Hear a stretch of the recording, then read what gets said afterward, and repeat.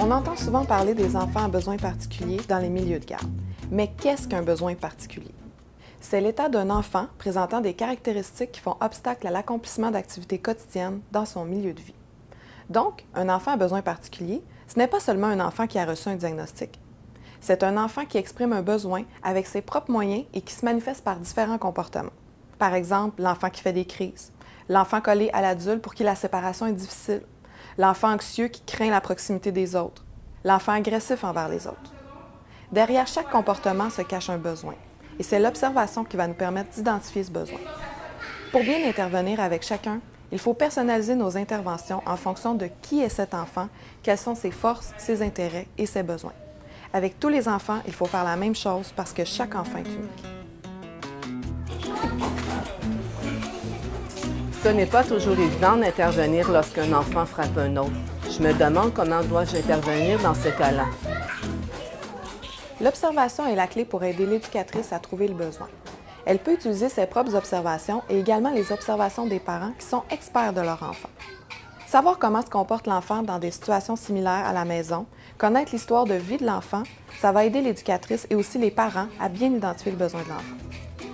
Il y a 4 étapes pour identifier là où les besoins derrière le comportement.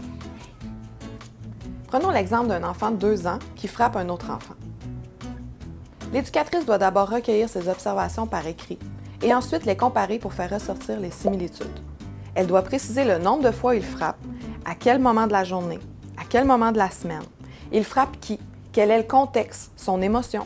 Ça se pourrait que le comportement se produise seulement à la halte et pas à la maison. L'éducatrice doit en discuter avec les parents et solliciter leur collaboration. Elle émet ensuite des hypothèses selon ses observations.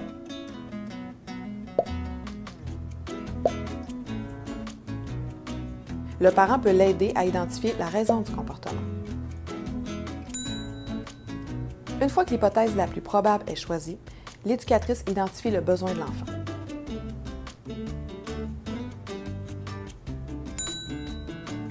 Elle choisira enfin les stratégies qui vont répondre aux besoins de l'enfant. Il peut y avoir des interventions directes ou indirectes. Et ces interventions ne seront pas nécessairement les mêmes à la maison et à la halte. Après la mise en place des stratégies, il faut s'entendre avec les parents sur le moment où on évaluera les stratégies mises en place afin de vérifier l'impact qu'elles ont eu sur le comportement, pour s'assurer qu'on a répondu aux besoins de l'enfant. Il existe plusieurs besoins chez l'enfant et parfois on peut se tromper de besoin parce qu'une multitude de choses va influencer le développement et le comportement de l'enfant. On peut faire l'évaluation des impacts de nos interventions et se rendre compte que le comportement n'a pas cessé, que nos interventions n'ont pas eu d'impact. Il faut alors retourner observer ou encore questionner les parents parce qu'il y a peut-être des éléments qui nous manquent pour bien déterminer le besoin. Dans le cas où on identifie un autre besoin, il faut identifier d'autres stratégies d'intervention. Quand on entreprend un plan d'action, il faut se donner du temps parce que l'enfant en a besoin pour s'adapter à de nouvelles consignes ou pour développer de nouvelles façons de faire et qu'elles soient acquises. Je me demande souvent quel impact j'ai sur les enfants à besoins particuliers. En fait, c'est quoi le rôle que je joue envers eux? L'éducatrice est essentielle parce qu'elle est le premier outil de l'intervention. Tout ce qui sera mis en place par elle, les interventions, les activités, la routine, les règles, va être teinté de ce qu'elle éprouve par rapport à la situation. Une éducatrice qui se sent dépassée, qui ressent de l'impuissance ou encore du stress ou même de la colère par rapport à une situation difficile avec un enfant, tout ça va avoir un impact sur sa relation avec lui.